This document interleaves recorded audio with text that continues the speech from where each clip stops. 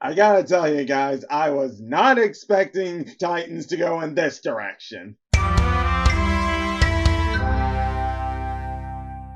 What's up, YouTubers of the world? MegaGeekMixer here to give you guys my review on this past week's episode of Titans, episode 9, called The Souls, but you get my drift. But before we get into that, since I didn't get a chance to get into my review of last week's episode, I'm going to give you my quick thoughts on it. But first, let me just say that, yes, I'm glad Jason Todd realized that this was all going wrong and everything, and he was ready to start to try to make amends. But man, the guy just can't catch a break, even when he was going to make things right. But by no means does that mean I see him going to be a member of the Titans anymore, because let's face it, the way he is, the way he does things, it doesn't fit with the Titans. I always saw that he would probably just go out on his own and help occasionally, and I still believe he will. But with how things ended in last week's episode, the Titans still seem to believe him and Scarecrow are working together, when unbeknownst to them, Scarecrow had an unknown tracer, and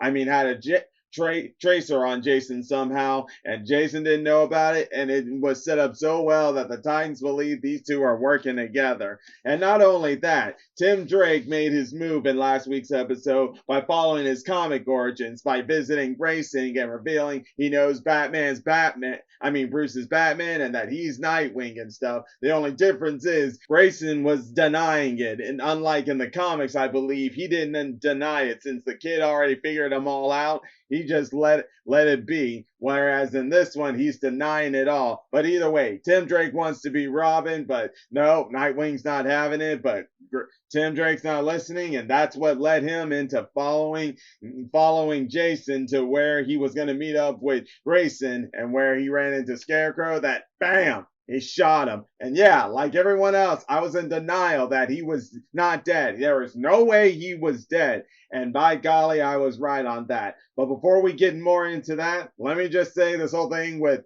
Blackfire and Connor, I really don't know what to say about that. So I'm just going to leave it at that for you guys on that one, because I really don't know what to think on that.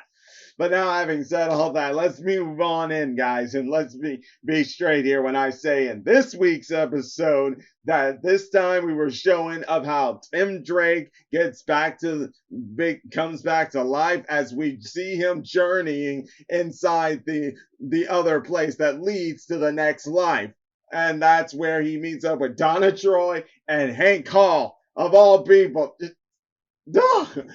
Seriously, I thought we would see the last of Hank Hall after he died. And then in the fact that we get this episode where we're visiting these guys who are trying to journey into the next life. Whoa, whoa, whoa. No way did I see this coming at all. But I am not saying that's a bad thing. This is actually an intriguing direction, and it already makes me know now more than ever, I don't know what direction we're going in.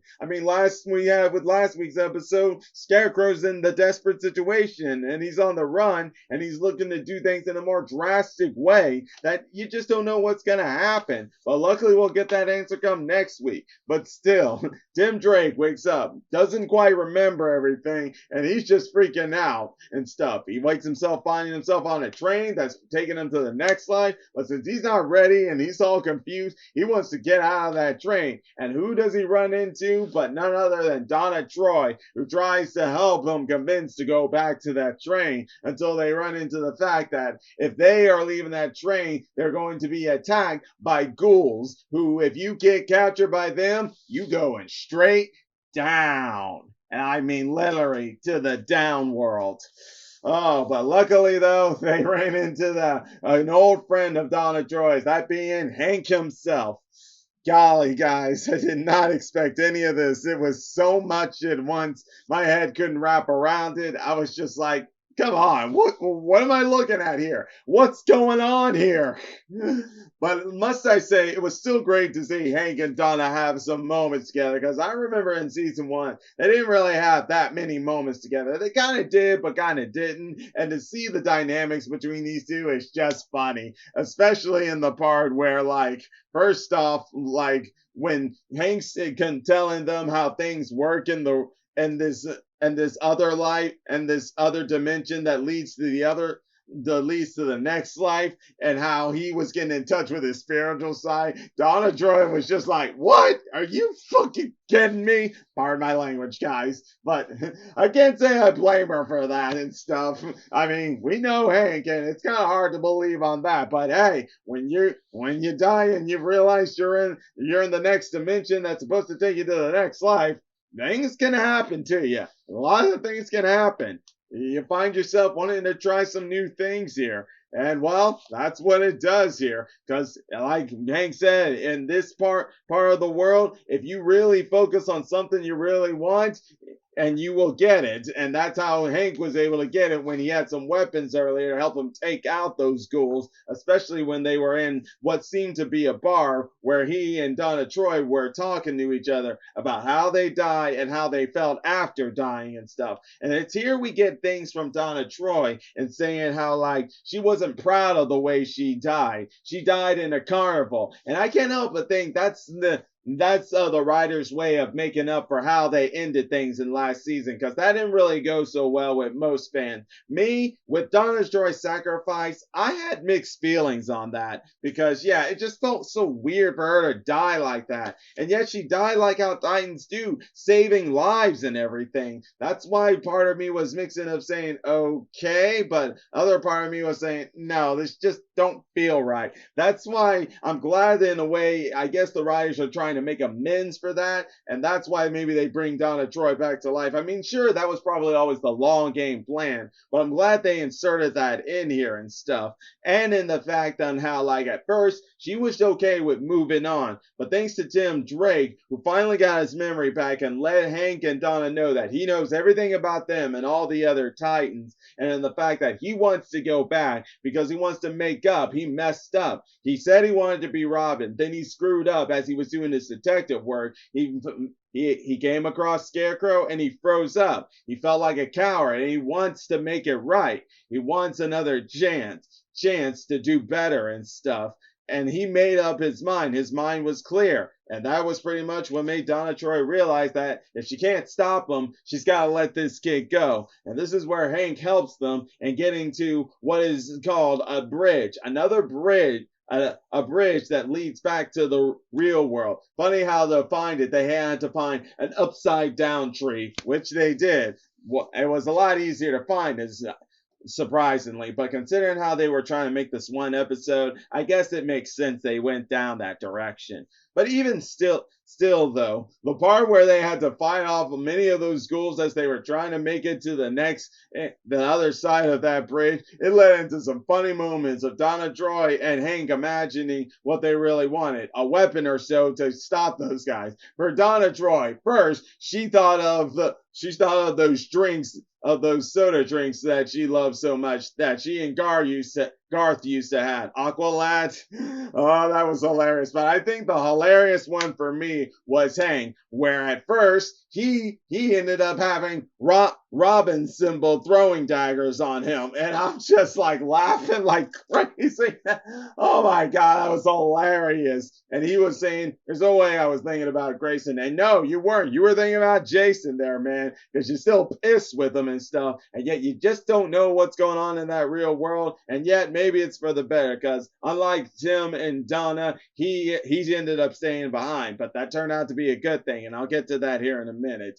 But other than that, though, yes, Donna Troy and Jace and Tim eventually made it to the other side and have now been brought back to life. And in Tim's case, he's waking up after paramedics were trying to save his life as he was dying and stuff. While in for Donna Troy, she woke up just in time to save Bruce Wayne. Yes, Bruce Wayne made an appearance in this episode. It was more of a cameo, small role in this role. He was somewhere else. My guess is it looks like it might have been Paradise Island. Why do I say that? Because, well, that's where Donna Troy was, along with Raven. Yeah, Raven was in this episode too, but she's kind of a little short deal here, like Bruce, so I'll get to her in a second. And then but either way, with Bruce Wayne, it looks like he was about ready to commit suicide. Like, the fact that Jason died and stuff really hit him harder than we thought. I mean, sure, in the comics it hit him so hard he was going into rage mode, getting more violent. That's what made Tim Drake want to come into the picture and become Robin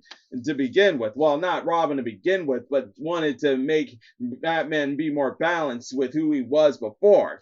But either way, that's besides the case. For this time, this version of Bruce was about to set fire to the house he was in, the getaway house he was in, and stay there. But instead, Donna Troy shows up in time just to save him as she came back to life.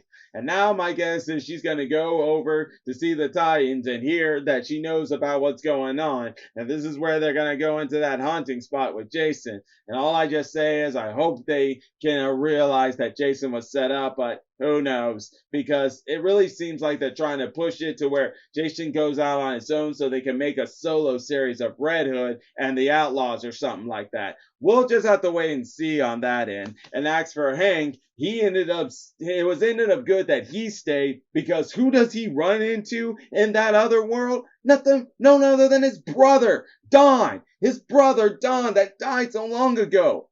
Unbelievable. Unbelievable. I was speechless. I couldn't believe what I saw there.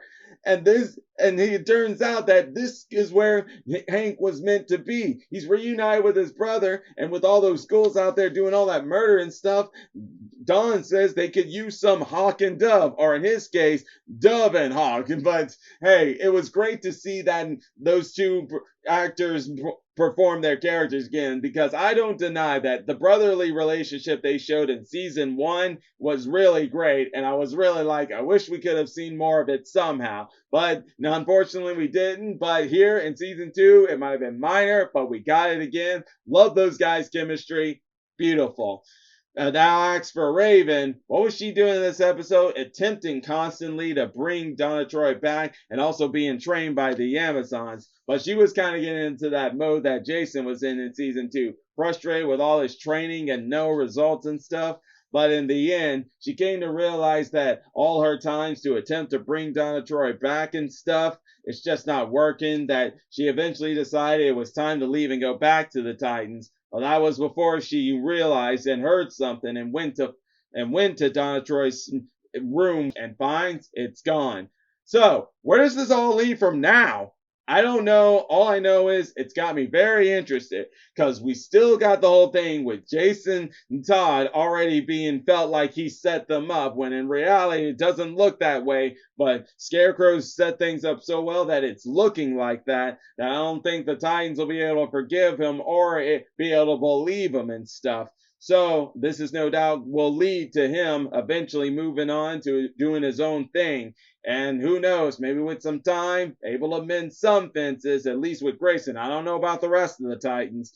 I don't really know about that part, but we'll see on that end. And then in the fact with Tim Drake now back alive, what's his next move in this? Because something tells me I'm not knowing where the season finale of all this is going when it comes to episode 13, but I am very intrigued with it. But either way, that's all right there, guys. And I don't know what more to say, but interesting episode nevertheless. But I'm going to go ahead, leave it all at that. And if you enjoy my videos, all you got to do is click that like button, subscribe to the channel, hit the bell icon to be notified when I make more videos. And until then, MegaGeekMixer signing out. Bye!